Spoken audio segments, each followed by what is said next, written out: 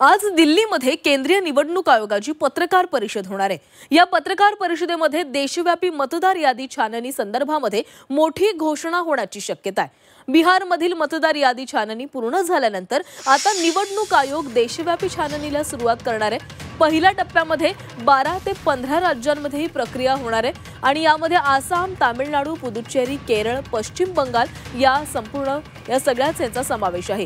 कर्नाटकप्रमाणे महाराष्ट्रातील मतदार यादीतही अनेक घोळ असल्याने महाविकास आघाडीने याद्या दुरुस्त करण्याची मागणी केलेली आहे। राज्य निवडणूक अधिकाऱ्यांनी याबाबत केंद्रीय आयोगाला माहिती दिली असून संध्याकाळी 4:30 वाजता केंद्रीय निवडणूक आयोग पत्रकार परिषद घेऊन मोठा निर्णय घेण्याची शक्यता आहे। मुख्य निवडणूक आयुक्त ज्ञानेश कुमार, निवडणूक आयुक्त सुखबीर सिंह संधू आणि विवेक जोशी हे पत्रकार परिषद घेतील।